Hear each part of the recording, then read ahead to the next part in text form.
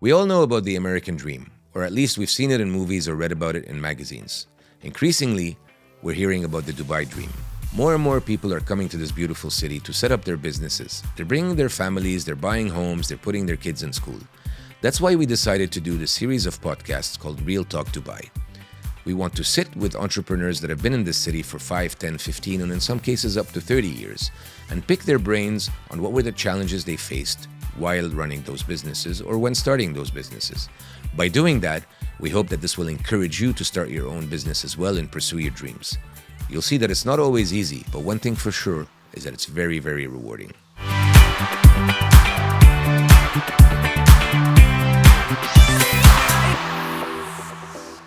Today on Real Talk, we have the very famous Kris Fade here in Dubai.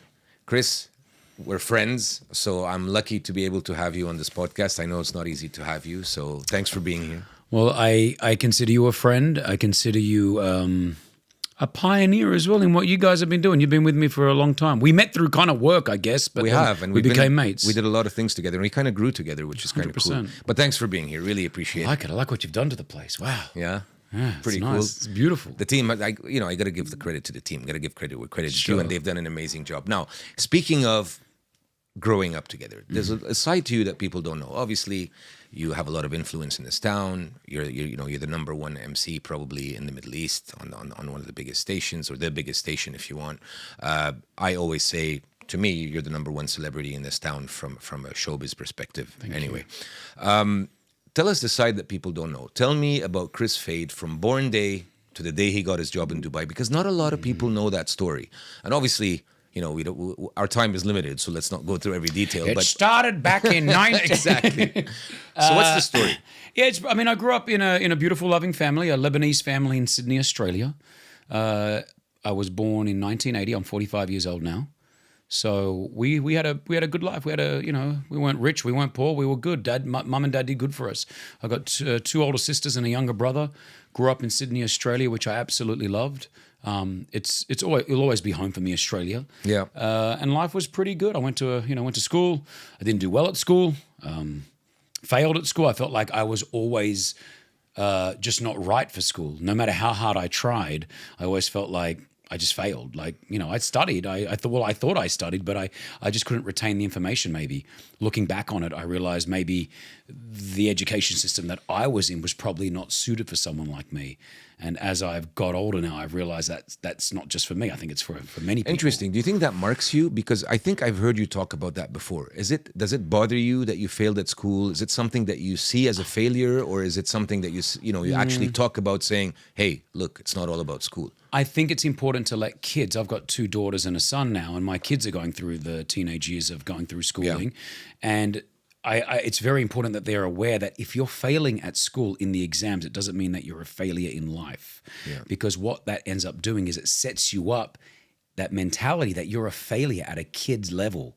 As a child, you will think that you're a failure. Traumatizing. And that will stay with you for the rest of your life. So we need to systematically get kids out of that thoughtful of, if you don't go well in that exam, it doesn't mean that you're a failure in life. You just didn't, I guess, adapt to how that test works, or that system is. But there is another system that you would pass and others would quote unquote fail. Yeah. So I think it's really important. I think the mindset of a child going and getting their education, I believe education is very important.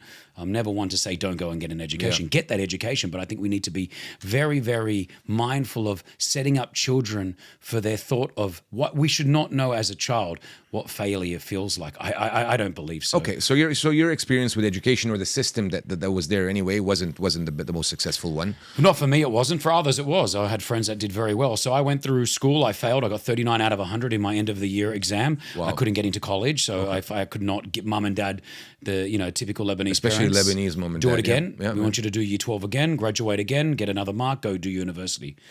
I fought against it. I said, no, I need a year off. Let me just try to work my way out. And from there, that's when I was I became a barista. I was making coffees and selling clothes. I was washing cars. I was just doing anything I could to get by. And, that's where I kind of found myself. I did that for a while. I did the nothing or me just finding myself for nearly 6 years.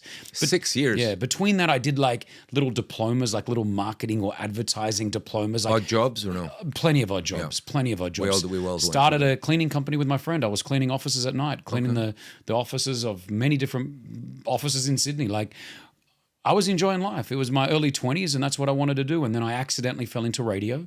How does one accidentally fall Well, into radio? I was selling background music, the music that you hear in elevators and the music that you hear in cafes. I was selling that. So I'd go around with CDs to cafes and be like, "Hey, your music, why don't you try our CDs?" And it was a company that was called SBA Music. So I was like a rolling salesman. And eventually the boss at the time said, "I don't know if this job's for you. You're in the office too much. I feel like you need to be out more."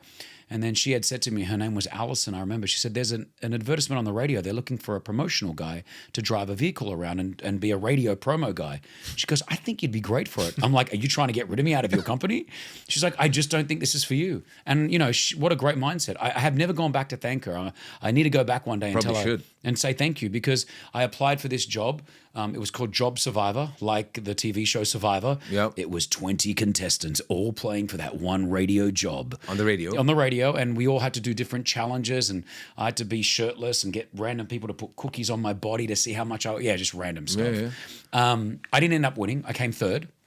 However, the person that did win ended up crashing the car, I got told, and didn't want the job anymore. Are you serious? And then the person that came second didn't want the job, so they called me and they said, "Hey, you're third. You're third. I mean, would you be interested?" I said, "Yeah, I'm interested to do it." And is that how you started? And that's how I started. I started driving a radio promotional vehicle around Sydney for 4.5 years. Got paid very minimal stuff. Of course. But went to the different areas, gave away cans of chips and soda and all that.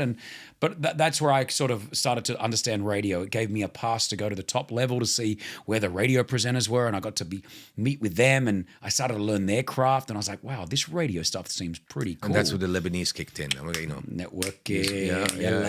Yeah. And I was called Street Kid Habib. That was my name on the radio. I was like the only Arab kind of on radio back then, and they went Habib.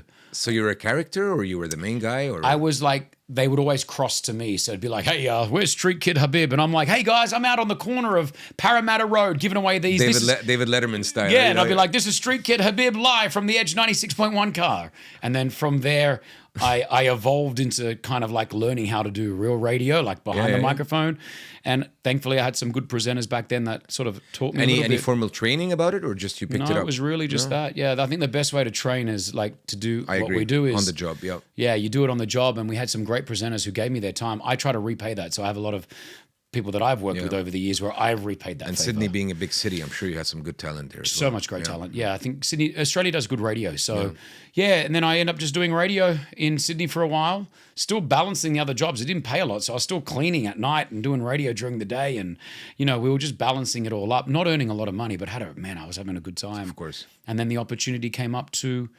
So I felt like I was hitting a brick wall in Sydney. I couldn't progress to bigger stations. And so at the time, my boss said to me, "Do you want to look elsewhere? Do you want to look outside of Australia?" And he says, "I've got Kuala Lumpur or I've got Dubai. We're opening up a Virgin radio in Dubai." So your boss at Virgin? He wasn't. He was my boss at this radio station, but he knew the boss of Virgin Radio Global. Okay. And so he said to me, "I can introduce you to someone." So he introduced me to a guy called Ian Grace, who is like a legend, still is.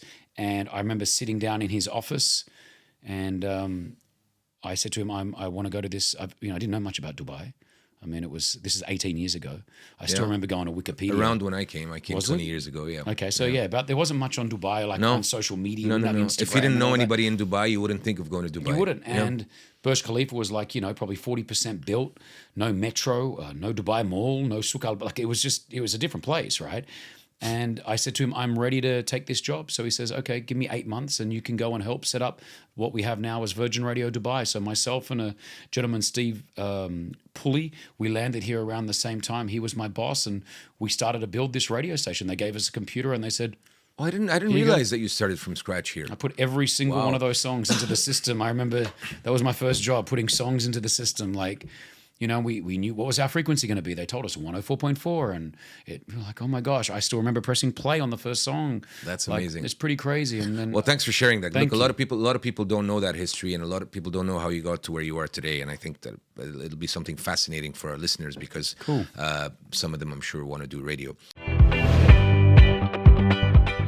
All right, so we're going to do this in 3 segments. The first segment is going to be about your life as a radio host. The second one is obviously going to be about your entrepreneurship side, which is Fade Fit.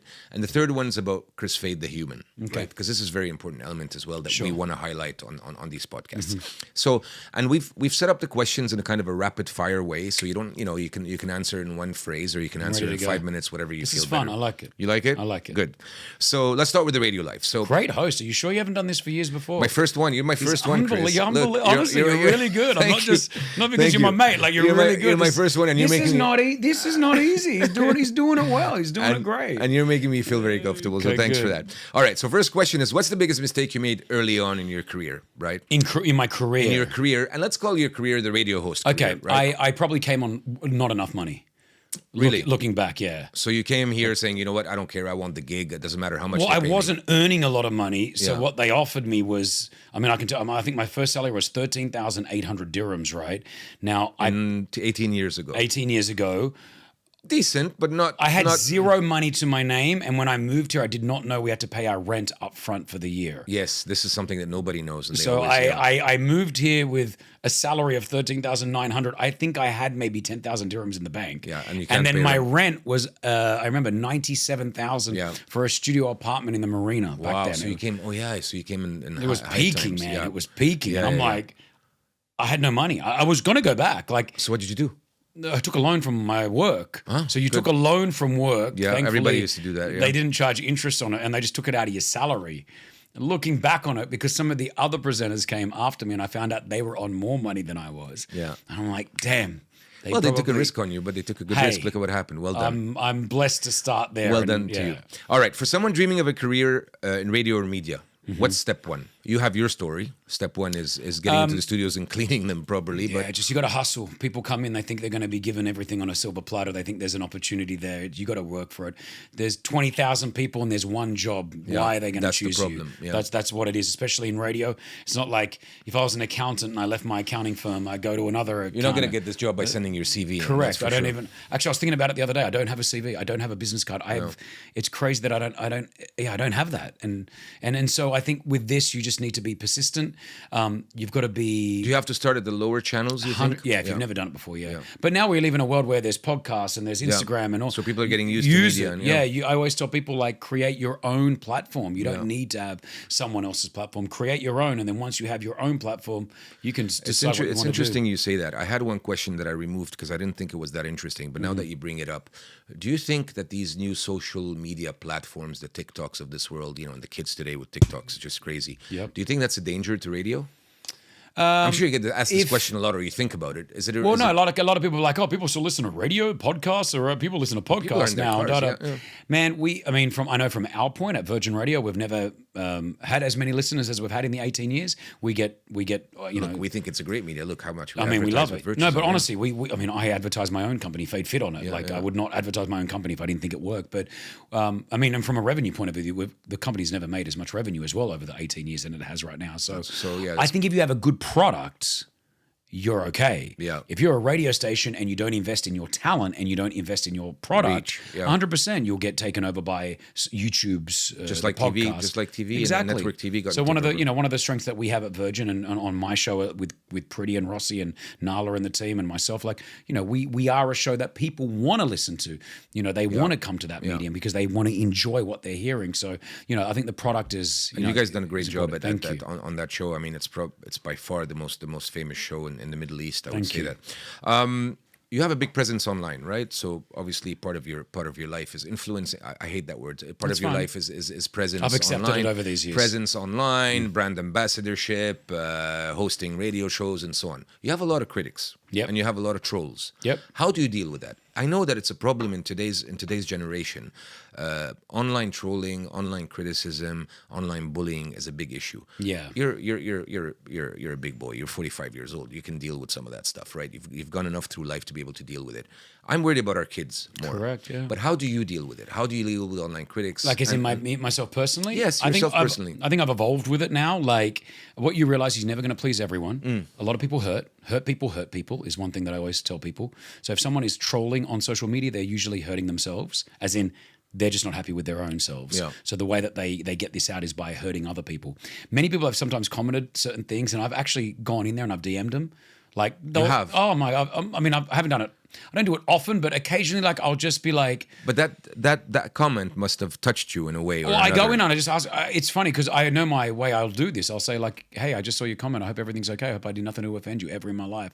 You should say, oh my gosh, I can't believe you replied, man. I don't know why I put sorry. that comment. I'm deleting it." There was one guy that trolled me on something, and I went to the inbox. I'm like, who's this guy who hates me? He had drawn pictures of me. He had drawn portraits of me and sent them to me to the studio, hand drawn them. That's a bit spooky though. Well, I get that, but and then so when I went to the DM and I saw, oh my God, and I remember when he drew these pictures of me, and weirdly enough, a lot of people I've got a lot of pictures drawn of me, which is weird. Like it's a running joke in the office because I just keep giving them to the bosses. And And when I saw the pictures drawn, and I had replied like to the guy, "These are so amazing. You're so talented. Thank you so much. I know this is time that you would have had to spend looking at my face." It was a nice comment that I wrote back. Yeah. You know, a year and a half later, he's put this comment on. Bad comment. I think it was on a Love and Dubai post or something like something really bad about me. And I was like, so when I clicked on it, I was like, I messaged him. I'm like, have I done anything wrong since the last time? And he replied, I don't know why I did that. I don't know why I said that, Kris. You know what? Some people are weird. I'm going to tell you something. I put some stuff for watches, right? You know I'm into my watches. I put some watches for sale on one of the platforms the other day, and I realized some people message you just to haggle. They don't want to buy the watch. They're not interested in the watch. And they're just like, I can offer you this much. To a certain extent, the guy was offering something ridiculous. I said, you know what? Fine, I'll do it. Never heard of him again. Yeah, because I think people are just bored, and I mean, they just want to get to that point. So the way that I handle it now is I just move on with it. With my daughters, I got to be very careful. Yeah. They're 16 and 14. Yeah. Even one video just went viral now. I posted something, it got 3.5 million views. I took my daughter to go get her belly button pierced in LA. She just turned 16. And you got all kinds of criticism. I mean, 90% was positive. Yeah. But then it just started to just turn into, and some of the comments are disgusting. Like when I started reading the comments, I was like, wow, the fact that your mind even went there is kind of perverted. Yeah. Like it's disgusting. Yeah. She's, you know what I mean? And that's my daughter. So then I have to sit down with my daughter and let her know, like, hey, and anything that I post of my kids, I always ask them. You have to be careful. But I ask them Yeah, as well. yeah. Like I said, I'm like, are you okay if I comfortable post with that? this? Do you like that? And, we give and take with each other as well. But, I've just got to make sure they've got a thick skin. I've explained to them how, the world is and, don't allow people to judge you. But there's always, at the end of the day, I tell them, I go, guys, we've got the best, touch wood, we've got a beautiful life. Do you know what I mean? Always. Here I am, have to be in my grateful. beautiful home, living in Dubai never have to think about if I want to buy something, I buy it. Knock on wood, yeah. Those feelings. So, let them troll. Let them troll. The proof is in the pudding. Do you know what I mean? And whatever you're doing is working, so you don't have to worry about that. Okay. So another question I wanted to ask you is, you're on radio. You have your own ambassadorships or influencing career or whatever it is. You do a lot of, obviously we'll talk about Fade Fit. You're an entrepreneur as well. How do you keep up with everything? How do you avoid burning out? And I know it's a cliche question, but easier said than done. I know that you train very often, and I know that you do your evening walks and all that. Do you have a special routine that keeps you sane? I know that Karen helps you out a lot as well in terms of she doesn't keep me sane. What are you talking about? She's the one. She's my manager, Karen. In terms of managing, she's the one that works me. Can she hear me? In terms of no managing, more work, Karen. How do you stay sane? How do you avoid burning out? I am very routine and I'm very systematic. Especially that you're up at 4 o'clock. I wake up at the same time. I just get up. I don't snooze. I usually maybe just get up before my alarm clock. I'm really systematic. Every hour of my day is taken up, like every hour. But isn't that tiring? Isn't that mentally tiring? It is, but I feel pretty good with it because the gym is broken in there and that gives me a little bit of an outlet. The kids are out there as well. The kids are giving me those outlets. However, I have had, and my friends around me have seen it. They call fatigue. No. I had a holiday. We went to America with the family. My wife is from LA, and we go and we have a beautiful LA vacation every single year. This time my brother came and joined me, and my friend Manny Pacquiao was fighting in Vegas. So I said to my brother and my brother-in-law, we should go to Vegas and watch the fight. So we went to Vegas. We had a great time. We did a boys trip in Vegas. It was just a typical Vegas trip, right? And I had moments of like, I don't do this enough. Yeah. I don't have that fun enough. Because you're in a routine. Because I'm in a routine and I'm always working. And, a lot of people are always, watching you and that's the danger, right? Because it's like, you've always got to be kind of on, And so when I had that moment of, we were there for 2.5 days and I came back, I was like, well, that was really nice. And I turned to my wife, I said, you know what? I need to do that a little bit more. Like, just go out and have fun. Like, just enjoy. It's not about going to Vegas. It's just about doing more things that I enjoy. Yeah. And so I've really put that in this year has been something that I want to do. And, like we're recording this now, but tomorrow I go to Ibiza and I play a DJ set with Craig David. I probably wouldn't have done that because Karen, my manager, told me over the next 4 days, you're not going to be able to do these three things. So this Craig David thing, for example, is it a business thing or is it a fun thing? It's pretty much a fun thing. It's a fun thing. There's a little bit of money involved, and I'm going with a group that I've created with my friend Dean called Cancelled Music, and we're playing gigs here and there. But what I'm going to lose monetary-wise of leaving, is, Karen... She'll calculate it for you. She did. She said, this is the amount. And I went, for the first time, don't care. That's okay. Yeah. And I think she's like, But it's because I think amongst how hard I want to work, and I've been working really hard for the last 18 years pushing this, I think it's important just to have those pockets. So for anyone that is in that really hard routine, what I do now is I'm setting these pockets of like just my time or family time or enjoyment time. And I think that will allow me not to go insane because there has been moments where I haven't gone insane, but I felt it, fatigue on my body. I remember when I was filming the reality show Dubai Bling season 1, I was getting married in the same year. I was doing my radio show, my ambassadorships, my hosting. I had the kids. I had everything. It was crazy. And I remember the amount of I remember a moment my arms were going numb and I was like, yeah, this is your body telling you you got to chill out a little bit, right? I'm impressed. I mean, look, I know how much you do, and I've seen you in action. I've been to your wedding. I've seen the kind of shows that you've done. I know that you do the radio. What drives me crazy the most is the fact you have to wake up at 4 and do all this. That's the hard part. And do all this, and then I see you walking at night on social media, and I'm like, how this guy's a machine, right? I worry about you in terms of, like you said, your body has its limits. Yep. Your mind has its limits. And although you're a very strong personality and you're somebody who's very strong both physically and mentally, I worry that comes a time where you don't feel the deterioration. So I'm asking you, that's why I was asking you this, is there somebody that takes care of this for you? Do you make sure that somebody's looking after you in terms of this mental and physical wellness, right? I know, I've hit rock bottom. I've been real low before. Yeah. So when you've hit rock bottom, you know how that feels. Yeah. And I think I've gone, I don't want to say it because you never know. I could hit rock bottom again, but I feel like I've done that. Good for you. I've done that journey. Good for you. I now know my bearings. Excellent. I don't need to, and I think again, my close friends around me and, my manager, Karen, and the team, I think they've realized I'm in a position now where I don't want to have to do something because there's money involved. Yeah. I want to do it because I want to be involved. Yeah. And that's how I'm living my life now. It doesn't matter about, if I'm filming something and I am enjoying that, I want to do that, but if I'm not, I don't want to be there. I'm not forced to do anything anymore. There comes a point where you don't have to do everything. I'm a big believer in therapy. I do talk to someone every so often. I've got a therapist. I was going to ask you that. I do, and that's, I think. So do I, by the way. I think it's amazing, and I don't want to. Therapy is such a word that it's got that thing about it, like, oh my gosh, therapy, but it's actually it's someone that, well, now she knows me, but never knew me, doesn't know my friends, doesn't know anyone, and I can just sit there and talk to them. I see it. Look, I see it as when you have a knee injury or when you have a back injury, you go see a doctor that treats that injury. Mental health issues, and sometimes, maybe it's a big word, like you said, mental health issues, but mental health issues could be a mild depression, could be a mild whatever it is. That also needs a doctor to look at, or if you want to call it a doctor, right? He's going to operate your knee. Well, he's going to tell you how to fix your brain or how to fix this or fix that. So absolutely no issues with that, and I don't want to dwell on it. Let's get into the second segment of the show, Fade Fit. This is Kris, the entrepreneur. We've heard about Kris, the radio star. We've heard about all that. Pretty cool. Thanks for those insights. We are interested now in Kris Fade, the entrepreneur. Sure. Typical question, the first cliche question: what gave you the idea of Fade Fit?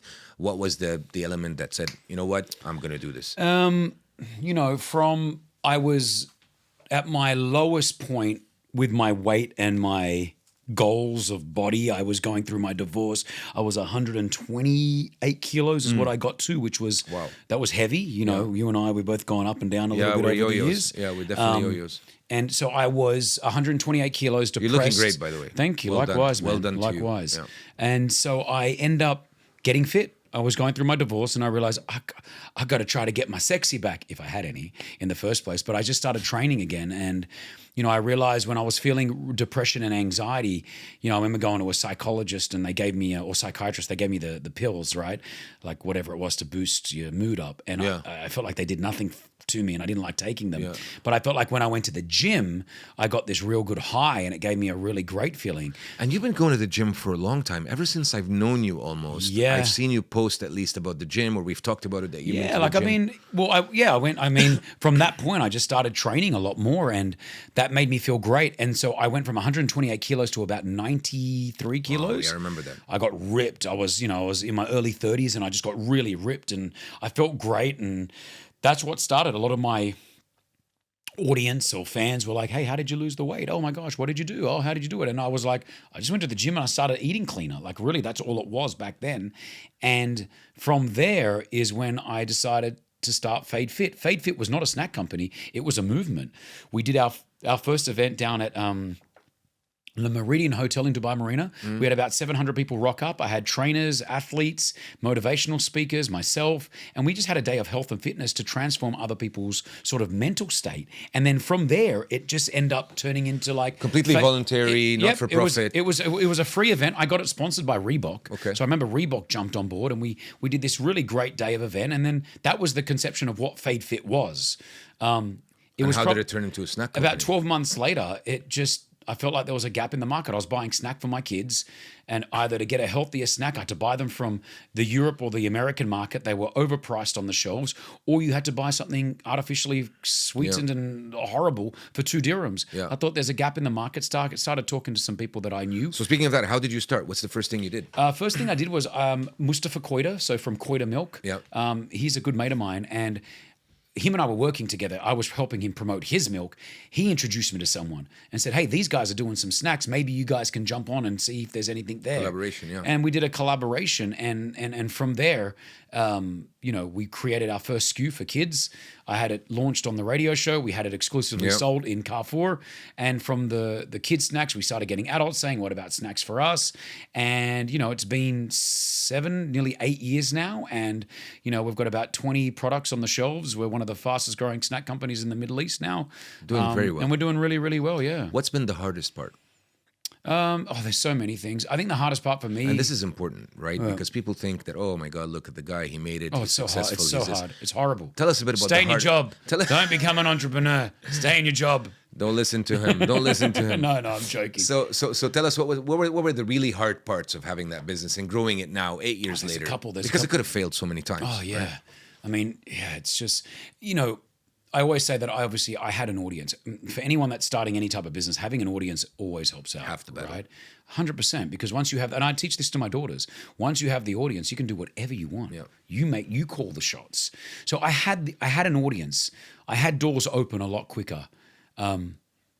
People getting into the field of snacks, FMCG. I'm like, man, if you ain't got $1 million to burn, forget it. Just get out of it right now. Don't even start, because it's a lot of money. Getting on shelves is expensive. R&D is expensive. Marketing is expensive. The hardest thing for me was a couple of things. Number one, I work closely with my wife. My wife, Brianna, is part of the role. Trying to balance the work relationship and the personal relationship, very, very difficult. Over the years where we started like this, We've got our roles pretty far apart, and we have to do that because otherwise the relationship doesn't last. And even now, we're in another discussion of even taking that one more step further apart. And I think it's just great for us. Also, the hardest I'm not a patient person when it comes to what I do. I'm I'm very like because of your lifestyle and the pace as well. You can't. I don't like waiting. I want people you work. Let's go. Yeah. Like, why does it take so long? You have no choice. I have the word patience here. Yeah. My wife says it's for me. It's remind like it's you. to remind and it's to remind the people around me that they need patience when they deal with me, right? But yeah, I especially from a radio point of view, everything's on the second, the minute. You walk, you can't be late. 6 o'clock, we're on the radio. You got to go. You got to go. You got to go. I could never do so that. everything in my life is like, let's go. So I'm not patient when we're developing a product and I find out we're 4 months down the line. I'm like, where is it? Why don't we have it? We're still waiting for the labels. So I have to be like patient within the process. And I realize sometimes being patient gives you a better product. You know, so there are a couple of the hard things. You and I, patience is not our forte, my friend. But we have other qualities. That's we have right. other qualities. That's right. If you had the opportunity to start all over again with Fade Fit, what would you do differently? Oh, that's a good question. I'd probably change the product.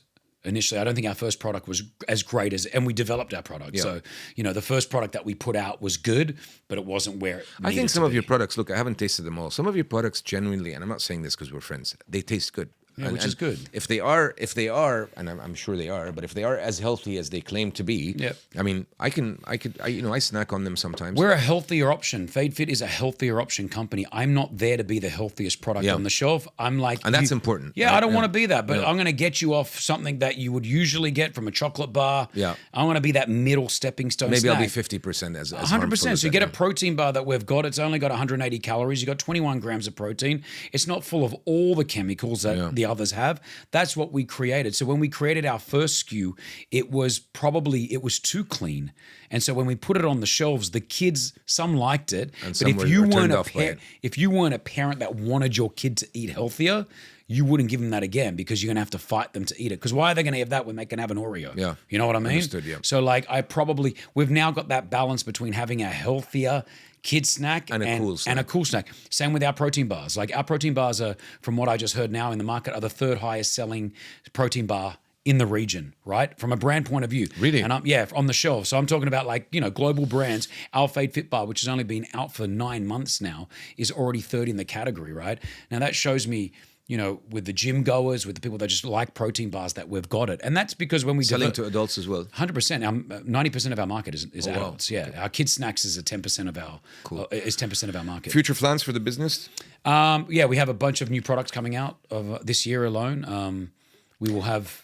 What's your future plans as an entrepreneur? Where do I want to go? We all want to exit at some point, right? Yeah, it's funny. Do you want to exit? Is it a 5-year plan? Is it a 10-year plan? Are you happy to grow it? Is this your little baby? We all have different relationships with our companies, right? I've already been offered. I was offered a decent amount of money for the brand already. Yeah, which was cool, which I turned down. It was a you know, off record. It was, you know, FMCG company or no, it wasn't actually. More private equity. It was like a private equity thing. They offered me I'll tell you, they offered me about 12 million USD for it. For a company that's 5 years old? 5.5 years old.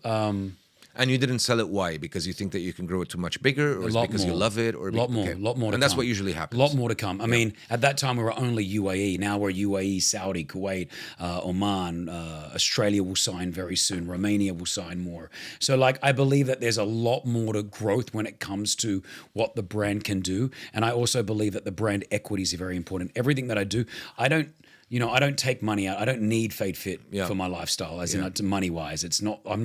I don't take that. Yeah. I mean, I pay myself on the books, but you know, it's like I don't use the money. You know what I mean? Which allows you to reinvest in the company. I'm all about. I'm building the equity. My thing is about the brand. I want Fade Fit to be a trusted source of a brand that when you walk in or you see, you're like, hey, I love that. I know what they're going to give me, no matter it is what we're doing, you know? Yeah. So that's where I want to get to. Do I see long-term down the line possibly exiting? 100%. But I know that I'll always have some type of involvement. Maybe it'll be a 3 or 5 year plan. And in any case, FMCG, when it's successful, it's very rare the companies that have stayed on their own, you know, maybe I think of the Mars family, maybe, but you know, they all get gobbled up by the big FMCG. And you need it. You'll need it for distribution.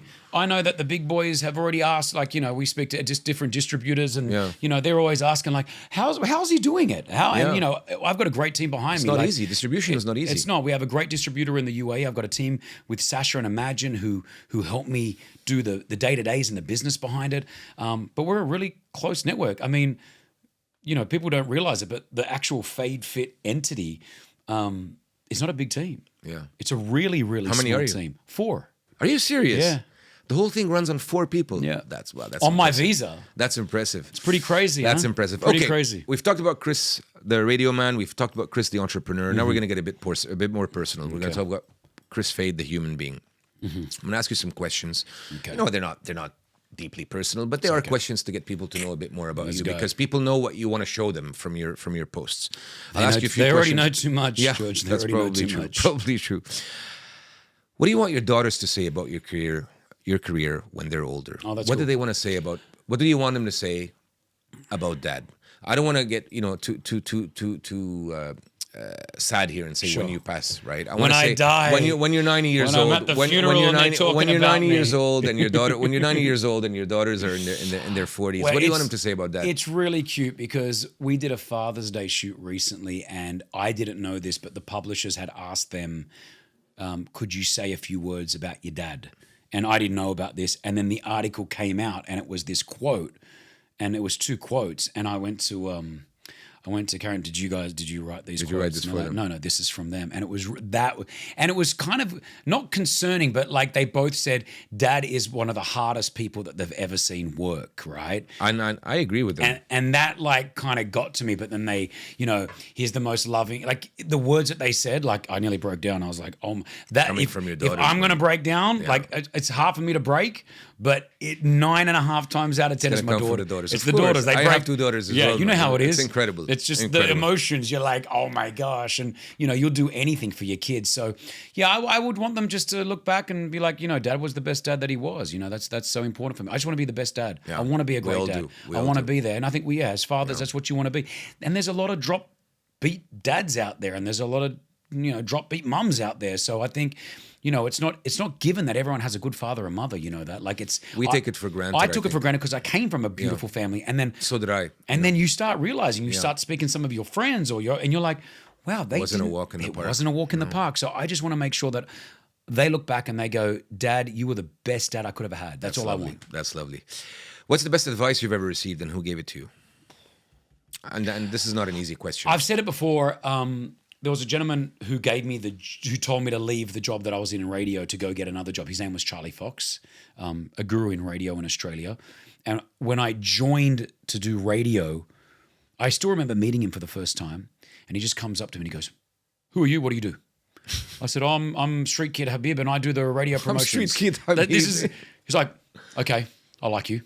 That was it, right? And then we formed this bond together, Charlie and I, where he obviously saw this 23-year-old kid and was like, I see something in him. And he helped me with my radio journey. But I remember him sitting me down one day and he said, you do not get into anything in your life you don't get into anything in your life if you're getting in it to make money or to become famous. Is that what he said? That's what he said to me back then. I would have been 23 years old. He goes, do not get into radio, but anything if you're trying to make money. That's pretty ironic. Yeah, or you just want to be famous from it. Don't do it. He goes, because if you go in there trying to make the money and trying to be famous, guess what? It's not going to happen. And that's very good advice. Man, that's I very loved good it. advice, It was- especially for entrepreneurs. And That's I a do great- that I tell that to a lot of people as well now. Because the ones that make the most money are the ones that weren't after the money, the ones that were after the idea and wanted to develop a product genuinely out of curiosity or out of self-challenge or whatever it is. Correct. And they're the ones that make the most money. Correct. Here's one. What advice would you give to someone moving to Dubai to chase their dreams? What is let's say, top 3 advices you would give them? It's a not- cliche okay. question. It's a cliche question. Sure. But there's so many angles to it. Yeah, I think don't see what you only see on TikTok and Instagram about Dubai. That's There the is so first much more to it. Okay, it is not just a walk in the park. You do not move just to Dubai and all of a sudden money's going to be pouring into your bank account. Yeah, right? that's true. It doesn't work like that. We have one of the most competitive cities in the world now. We have all the different entrepreneurs coming here. Everybody's here. Everybody wants to make it in Dubai. So if you come here, be prepared to work in. And if it doesn't work for you, guess what? Don't blame the city. Blame yourself. Yeah. All right. That's a very good point because a lot of people blame the city. They come here and they talk about, oh, yeah, the city gives us everything we possibly need to build a business. I agree. honestly, There's no better set of infrastructure or parameters or whatever. I always tell people, if you can't make it here, you can't make it anywhere. agreed. Right. And I believe like here we're rolling. It's not like there's a rule here and they go it will never change.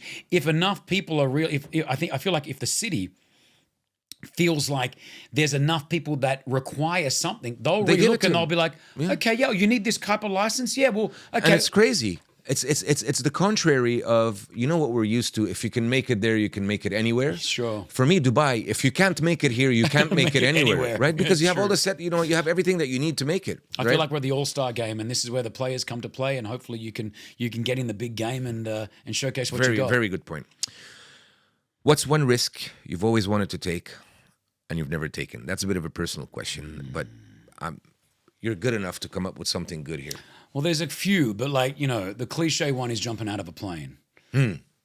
That's you haven't risk. done that yet? I never, thought you'd done I would that. never do it. Me Never neither. do it. I got offered a good amount of money, and I said no to it. It was a dandruff shampoo. They wanted me to have my hair out. Oh my God. And they were going to superimpose like dandruff falling out of my hair. And I mean, I still Karen. Probably not the best for Karen your was image. messaging me. This is how much they want to give you. Just jump out of the plane. I'm like, no. Probably not the best for your image. Yeah. And then that's the other thing, like dandruff flying out of my hair. That's a risk. What's another risk? I think from a personal point of view, like, you know, the thought of like, I love radio. I love my show. Like, I love it every day. I do my radio show. Yes, it does pay me well, but I do it because of the passion. Waking up at that time. You need a lot of passion for that, my friend. Yes, you need passion. Yeah, you know, it rarely does a breakfast show like our show run. We've been doing it for 15 years, and to do it next to my one of my best friends, Pretty, and my work colleague Rossi, we have such a great dynamic. But there is always that thought of like, what would my life be without the radio show? You know, and that's a question I wanted to ask you. I didn't put it on here, but I wanted to ask you, can you imagine your life without the radio show? I've now come to the realization after just sitting down with advisors and people around, I'm all right. Like, if I don't do radio, I'm okay. But I'm not talking about the financial part. I'm very aware. But that's how I feel as a father, as a provider. You know, you're always about like, but am I going to be okay? Can you live without it? Can you live without getting up every day at 4 o'clock now that you've been doing it for the better part of 20 years now? I don't know. The body tells me sometimes I need to like have that time. Like, and what's a typical a star radio presenter's career? How long does it span? 20 years, 25 years, 30 years? I don't know. I mean, I think on an average, it's a really short amount. I'd say it's under 10 years from a presenter point of view. And you've been at it for 18 now. Oh, yeah, I've been doing radio for 22, 18 here. Yeah. What we have as a breakfast show is probably top 10 longest running shows, I'd say, on radio in the world. And I would argue that you're at the top of your career right now. You think that after 18 years, you know, you've had your high and now you're kind of stagnating somewhere. Yeah. I think you keep on rising, and that's what's crazy. Well, I think we do it as a really, you know, it's a collective effort. You know, we strive to, you know, it's that cliche of saying once you're number one, that's where the work begins, because it's remaining number one, which is the hardest, right? And over the years, there's a bunch of other radio stations in this market, and they try and they get these guys and they bring this show and they change this, and you know, I think we consistently do it. And you know, we got ranked, we got ranked top 10 morning shows in the world, you know, recently. I'm not surprised. Which is a really cool accolade to be able to do it with, you know, your friends every day. But life without radio, I think radio will always be in my life. Like, even if I do a podcast show, or even if I it's some sort of broadcasting. Yeah. I love radio. Radio is there's nothing like radio. You can say something and the phones ring, and then you're talking to someone that you've never met before, and you share this moment, and there's people listening to it. If there's an accident on the road, we get it straight away. You can't do that on a podcast. You can't do that on TikTok. You can't. It's this live. And that's where radio will live forever. And people always like, oh, the podcast or the man. There's nothing like that. There's nothing like, you know, the only thing that I can think is going to evolve, which we've started to evolve with it, is that when we have the autonomous cars and none of us are driving anymore, and we're all going to be sitting in these vehicles with screens in front of us, we will be a TV show instead of just the radio show. Yeah. And we film 90% of our show anyway. You know, we go live on social media for the first half an hour of our show. So I think that's where it's going to go, and that's where we'll evolve. But, you know, I'll always have, you know, radio in my life. But you'll certainly be missed when you're not on the radio in the morning. It's incredible. I mean, I think Dubai is just the right size of city for everybody to know about Kris Fade, everybody to know about Virgin, the morning show, the breakfast show, whatever you want to call it, and big enough to say it's incredible that everybody knows about the show. Yeah, it's pretty cool. It's like for me, it's always, You know, it's funny when my friends come from Australia and they don't realize, like they see me on social media, they know that I'm quote unquote famous, and but it's when they come here and they're just they realize, they're like, wow, this is crazy, man. When people are stopping you for pictures. Yeah, so they don't get that. Even like now, after doing the one thing that what I love about living in the UAE and living in Dubai is that you meet so many people here, and sometimes it's transital, so they'll go back to their home country. So no matter where I go in the world now, like there'll always be people that are like, oh my gosh, I used to listen to you in Dubai when I lived there, and like you have this universal connection with the world. I mean, the first radio host, or if you're on the radio MC or whatever you want to call it, that became famous by people knowing him, I would say is Ryan Seacrest, right? I was in Canada. Ryan Seacrest was the big thing. He started producing all these things, but he started off as I think as a radio host, if I'm not mistaken. Yeah, he was doing radio, and then he started producing and so on and so forth. You know who? Have you ever heard of Rick Dees? Yes. And then have you heard of Casey Kasem? Yes, of course. Casey Kasem, he's all over the North America. You know Casey Kasem, where he was from? No, I can't remember. Lebanese. Was he Lebanese as well? One of the greatest radio presenters is Casey Kasem. Yeah, makes sense. Kasem. Yeah, makes sense. He was a Lebanese radio presenter. I didn't realize that until about 8 years ago, because he was a pioneer when it comes to radio. So we Lebanese have the talent. We have something. I'm telling you, we have. There's something there. He was one of the first. So Seacrest was one. I look at Seacrest, and I've had the opportunity of being next to Seacrest in his studio and doing a little bit of work here and there with him. He's done all right. Oh, mate, he is. But when you want to talk about hard work, that guy, I think he puts me to shame. At some point, he was everywhere. It was incredible. I don't know how he does it. That's kind of what the type of career that I followed. In some respect, I'd always say, in situations like Trolls or certain situations, I'd be like, what would Ryan Seacrest do? I would ask myself, what would Ryan Seacrest do in that? Absolutely nothing. He'd do nothing. He wouldn't care. He wouldn't care. He wouldn't care. So then I'm like, all right, I do nothing and I don't care. Let's just keep going. Yeah, And there'll always be people trying to bring you down. I've realized that as well. There'll always be the people that just want to bring you down. Yeah, doesn't matter what you do, they will want to bring you down. I agree. And so you just keep pushing forward. So before I ask you the last question, I asked you how you want your daughters to remember you. Yeah. How do you want Dubai to remember you? Because look, I know, Kris, in general, people don't know this. I know you because we're friends, because we have a lot of talks. You're quite a humble person. People don't realize that. People think because you're plastered everywhere, and because you do your posts and all that. Oh, he's such an arrogant guy sometimes, or really? That's what they think? Some people Gosh, say that, George, or this or that. me. But I see you coming down from the studio downstairs to the studio up here, people stopping you to take pictures. You never say no. You stop, you take the time, you take the picture, you're by the elevator. I gotta go. Oh, it's taking out of our time, but let's do it. I've seen you shake hands, kiss babies, the whole thing, right? You're a very humble person. Thank you. What is it that you want to leave as a legacy? You've taken a lot of space in the city's entertainment business, at least in the showbiz space of the city. What is it, the legacy that you want to leave for the city to remember you at? Because I certainly hope, after all you've done for the city, that many years from now, people will talk about Kris Fade. Give me goosebumps. We'll talk about what Kris Fade did. Well, there used to be this guy, Kris Fade. He was everywhere. He was this. There was this show on the radio, this and this and that. What is it that you want to be remembered for in Dubai? And let's say 20 years from now. Not today. Today, you're in the height of your career. You're doing great. Everybody knows who you are. You know exactly where you're going, what you're doing, all that. Yeah. 20 years from now, when you're perhaps sitting on the Gold Coast in Australia, or in Noosa, or in Sydney, or perhaps in Lebanon, if Lebanon, inshallah, becomes better, you never know, or in Mexico, or wherever it is. Sure. What is it that you would love to read an article about, if there's an article about you, about Kris Fade 30 years ago? Wow, that's a good one. I just want to be known as the guy that put a smile on my face. And that's what a lot of people will tell me. It's like, you make me smile. Or you make me cry, because we do emotional stuff on the radio as well. I had a message today sent to me saying, I've been driving my kids to school for the last 15 years listening to you. I don't drive my kids to school anymore because they go to college. However, driving in the morning and I still hear your voice gives me that comfort. And that's really important for me, the comfort side of things. I want you to feel like I make you feel comfortable. And it's like, that's so true though. That's so true. That's something that we can't put our finger on. When I hear you on the radio, and we're friends, I can pick up the phone and call you anytime. But when I hear you on the radio, there's a certain sense of everything's all right. Chris is on the radio. He's doing his thing in the morning. Yeah. He's laughing at Big Rossi, or he's making somebody win something. And I want that. That's important. And I think that when there's that void, when that void will happen, I think that you'll get a lot of messages, man. They're going to make you cry all day. Yeah, I'm sure. I know. I'm sure.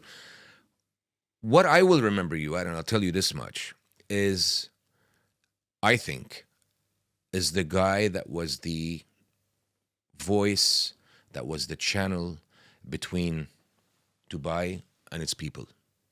Although you're not a government guy, you're not affiliated to the government, I feel that you're a preacher about the things that are happening in Dubai, which you are in a certain way. But I will always remember you as, if I was having this conversation with my kids 30 years from now, I'll say, there was this guy, Kris Fade, by the way, I was friends with him, and he was on the radio and everybody in town knew him. And Dubai was small enough, it was a big city, but it was small enough that Kris could be the voice that talked to all of Dubai. It'll probably be 30 years from now, there'll be 35,000 digital stations, and I don't know what. Nobody will know anybody anymore. You won't know your neighbor. But that's what I will remember you at. Kris, thank you so much for doing this, really, man. I really appreciate it from the bottom of my heart. I'm going to leave you with one question, and that's for our listeners. And that is, if you could tell the listeners one real talk thing, and this is where I let you freestyle here, right? This is aspiring entrepreneurs listening to us. These are people that have a dream, that have an idea, that obviously if they're listening to this podcast, they want to listen to your story and see what were the pitfalls. They're not your typical followers on TikTok or Instagram or whatever. These are people that are genuinely business-minded. And this is real talk. What I would like you to do is tell them some real talk about what it is like to start, operate, and run a business. Okay. Firstly, thank you. Your words have been very cool. Very good host. Very good host. Thanks, I'm worried about my job now. I'm worried about my job. No, honestly, but thank you. The words that you said were beautiful, and it means a lot. It means a lot to me. So thank you for inviting me. Thanks. Okay, so if you're running a business, you're owning a business, you're operating a business, you got to be patient with yourself. You got to be realistic, and you got to have those goals set. It is hard. It is not an easy process, but man, is it rewarding. When you come up with an idea, or you have something that sits in your mind that you put down on paper or your computer, and then you see it in practice, and you see people using it, or you see people eating it, or you see people driving it, or whatever it is that you've created, it is one of the most rewarding feelings in the world. So keep going to that moment to get that reward. Yeah. And that's what I do every day, be it with Fade Fit or be it with the radio. I just want to keep being better than I was yesterday. Whilst I'm going through that journey, I am realistic with myself, though. And I've started to become not as hard on myself. And I think we are very negative towards ourselves, but we're more pleasant to other people. We will raise other people and put ourselves down. And I've now over the years realized, like, and this sounds really weird, and I tell you to do this because I felt like it has helped me. I go to bed sometimes at night and I will say to myself, great job, Kris. You did so well today, man. Not many people could have done what you did today, and you did it. Well done. And be it you're a startup entrepreneur, or you're a CEO, or you're a taxi driver, or whatever it is that you do, go to bed giving yourself a bit of self-praise. Because when you go to bed giving yourself the self-praise, when you wake up in the morning, you feel better. And I start the day the same way. Kris, we've got a great day ahead of us. Let's go, man. You and me together. It's weird. I talk to myself, but it keeps you sane. It keeps me sane. Like I'm talking to I literally will go to the shower and I'll be like, let's go do this, man. Let's have a great day today. We've got a big day and I've got it all planned out. So don't be so hard on ourselves. That's one thing that I think we do so much of. We bring ourselves down. Build yourself up. You're doing great. We're doing great. And if things don't work out, don't worry. As in, if you've got an idea that you think is going to be the best idea in the world, I've had 20 of them and they don't go anywhere. You know? Very well said. It's just it. So Kris, man, it's been real. Thank you so much. Thank you. I really appreciate Love it, you, buddy. brother. And we have Love something ya. for you that we'd like to give you. It's nothing Oh my huge, but it's a gosh. little memento of your passage here at the podcast. So I love it, man. thanks again, man. Thank you very much. This has been top 3 podcasts I've ever done, bro. Really? I swear to God. Wow, I'm I swear. I'm flattered, man. Thank you love so it. much. I love it. Hey, I'm not gonna lie to you. It's my first one. So, Yeah, so well, you absolutely nailed it, man. Thanks, buddy. Honestly, Thanks. I love I it. appreciate Thank you it. so much. Thanks for being here. This is in the office. Look at that, man. Look at that. Thank you, man. All right. Thank you, Kris. Thank you for listening.